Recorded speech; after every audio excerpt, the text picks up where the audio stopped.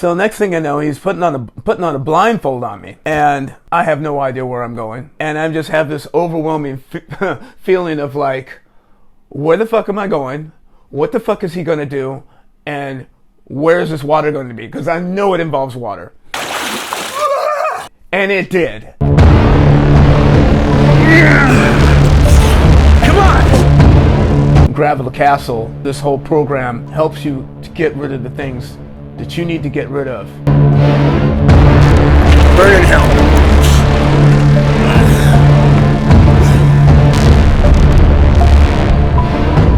That was a new experience. It took everything I had and more. I'm feeling that there's a new me that's coming out of this. The reality is, most men are stuck so deep inside their ways that they literally need a dramatic experience or a good kick in the ass to completely shake them out of their apathy, or shift their perspective to see what is possible, or simply something that has been there the whole time that they couldn't see based on who they were before. And this can be in the game of business, in the game of dating or marriage, in the game of life, how you see yourself and how you walk this earth.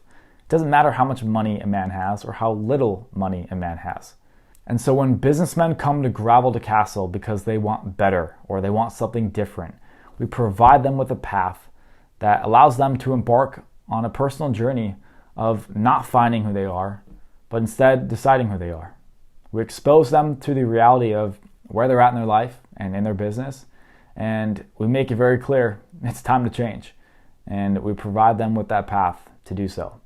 And so this video right here is Patrick Scott's experience so far inside of Gravel to Castle.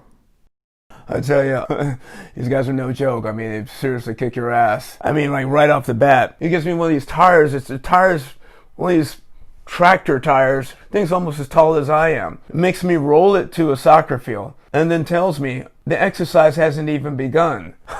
It's insane. He tells me, I want you to flip this tire around this soccer field. I'm just like, there's no way. There's no way I'm going to be able to do this. You're out of your mind. I can barely pick the fucking thing up. But I did it. Lift it up, push it over with my knee. It flips over, flip over, flip it over, flip it over, flip it over. I mean, it seemed like I was going to flip that tire forever. But eventually, I got to the goal, and I flipped that tire all the way around the soccer field. And the feeling of accomplishment after you do something like that, after you were kind of mentally thinking that you can't do this, you know, and then you realize that you can. And that's what this program's all about. You're being pushed to the limit and beyond. You're being pushed beyond what you think that you can do. You know, Gravel Castle, I mean, for me, it teaches you a way to look at yourself and look at your life and realize there's much room for improvement.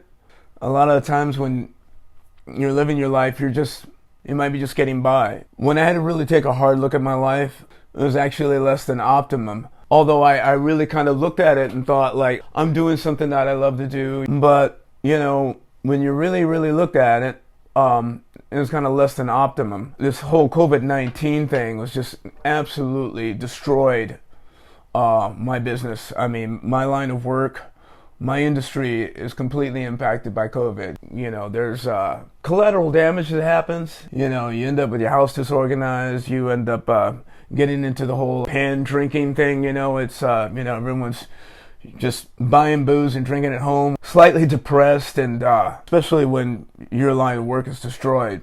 Along with realizing there was much need for improvement, I also realized that I'm capable of doing much more than I ever thought I could. I won't forget the day that he makes me hike up to Papago Mountain with a 40-pound vest on. I mean, we get out of the car, and I mean, I know that there's some sort of hiking that's going to be involved. But this motherfucker pulls out a 40-pound vest, and he's smiling. He's like, okay, you excited? And you're just kind of like, no, you're crazy.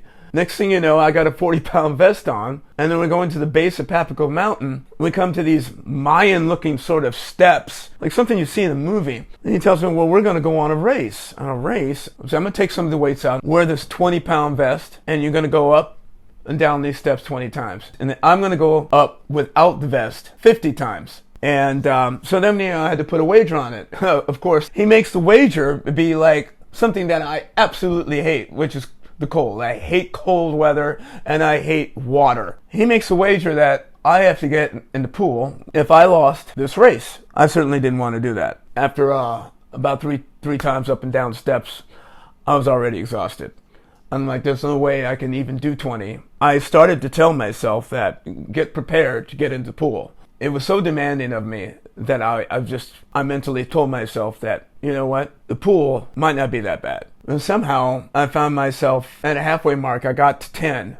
First he says to me, we're not going home until one of us is finished. He still had a lot of up and down to do, and I was halfway through. So I'm just kind of like, well, what's the point in quitting? We're not going home until one of us finishes. He's not near done, so I might as well keep going. I said, you know what? Maybe I can beat him. I kept going. I went up to the top. I'm starting to feel that exhaustion again. I'm like going like, okay, I mean, this is really hard. And he says to me, he says, man, you can do this. I don't know what happened. And I think the combination of what he said and the combination of that thinking that, like, it's kind of like one of my favorite films, The Matrix. It's kind of like, you know, that a lot of the stuff that happens in the film, a lot of the stuff that Neo has to do is because he has to believe. You know, they tell him in the beginning of the movie, or at some point in the movie, that everybody that's faced an agent dies. Neo actually turns to face an agent. The Agent Smith, he actually turns and faces him and is willing to fight him. And everybody's like, what is he doing? And Morpheus says, he's starting to believe. I have to bring that up because that is exactly what happened. When I was on the top of those steps and he said, man, you can do this. And then I started to believe that, you know, I can do this. And then I tell you, I fucking did it, man. I did it. And they call it a second win, but I applied the mental. And I stopped focusing on being done and focus on doing. Taking step after step after step. And then next thing you know it, I made it to 20. And then he carried the 40-pound vest back home. You pushed me through. Somehow I got a second win, man. I didn't think I could do 10 more, but I did. How do you feel right now? I feel good that I even made the 20. I mean, race or not. I didn't think I could do it, but, you know, I realized what this is what this is all about. You got to stop telling yourself that you can't do something. This is the thing that's been tripping us up all our lives.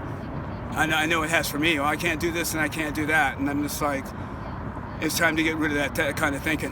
What did you first tell me when I told you we're going to do 20 going up and down? I told you were crazy. You said, I can't do that. Yeah.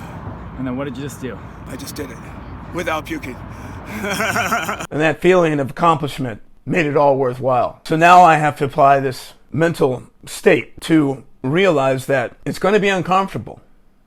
I mean, he's got this really evil grin, and he'll say, we're going on a field trip. We're going to have fun today. Let me tell you, fun stands for frequent, uncomfortable necessity.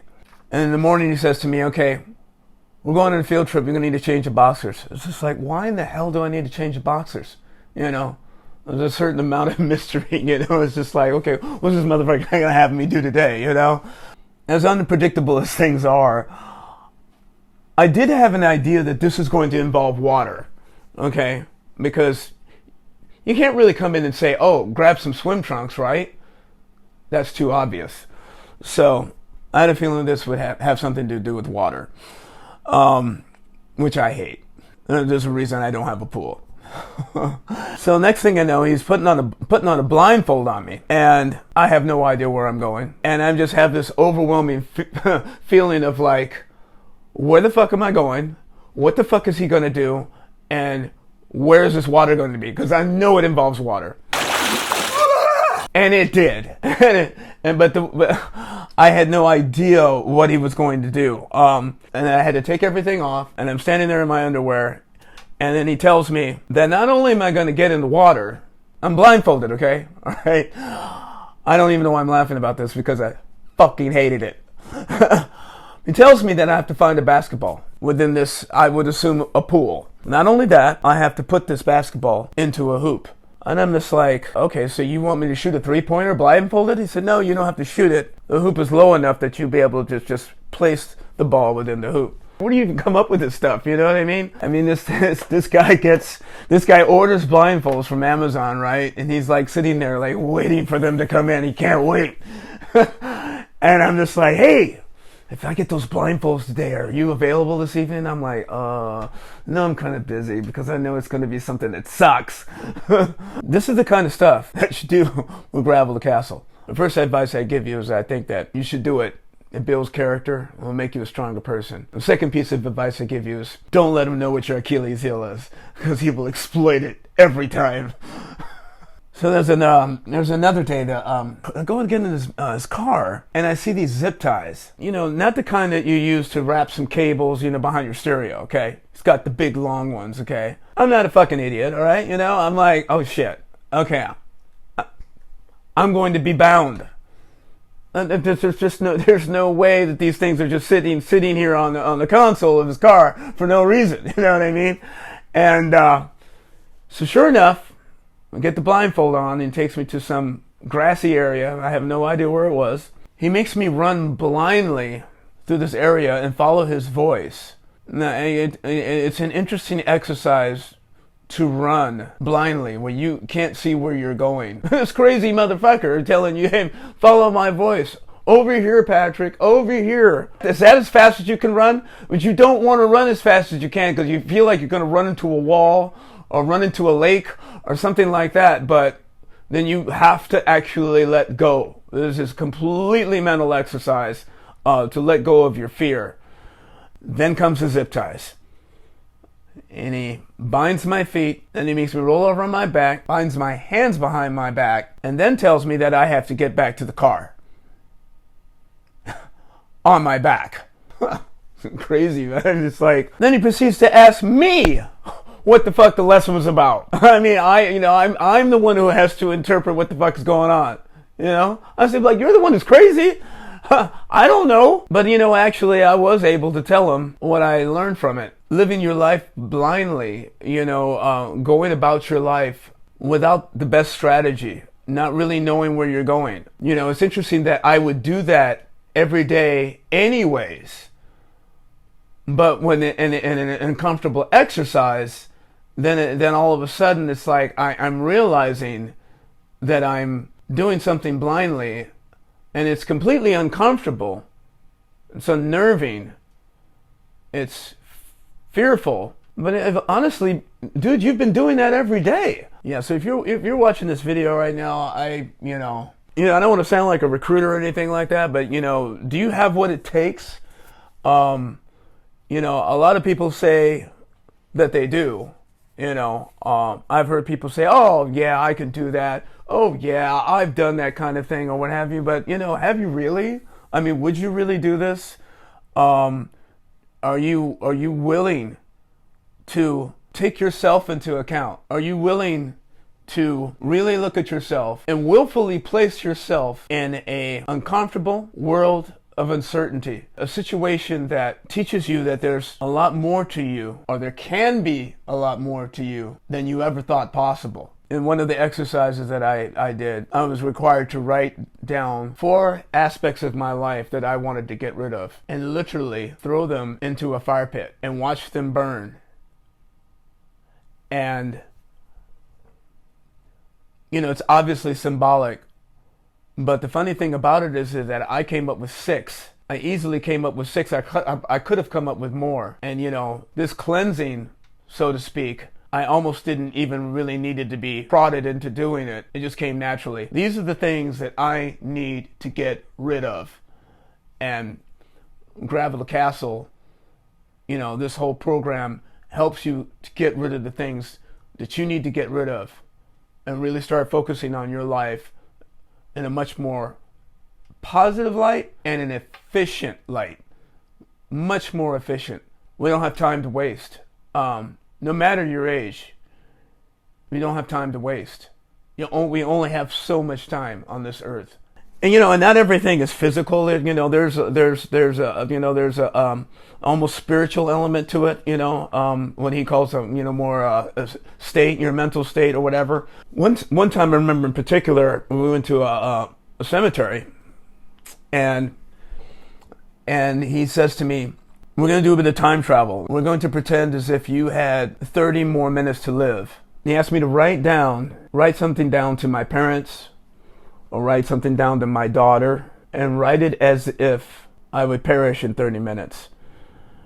And it's a really interesting perspective that you come up with, because what I wrote it's beyond poetic. I've been a journalist. I am good with words. I'm a writer and this and any other. But what I wrote within those 30 minutes, it's the most from the heart, passionate thing I've ever written. It's these kinds of exercises that really put things in perspective. We're looking at markers where people didn't even live overnight.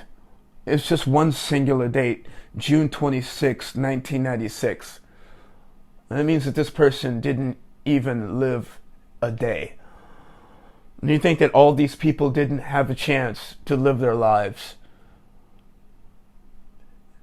But you were walking and talking. And that's what Gravel Castle is about. It's time to start living, because you have the chance to live. And so you need to live it to the fullest, and realize that you have a greater potential that you didn't even realize. I'm feeling that there's a new me that's coming out of this, a rebirth, if you will, or whatever you want to call it. Because we all have these people that we think we are.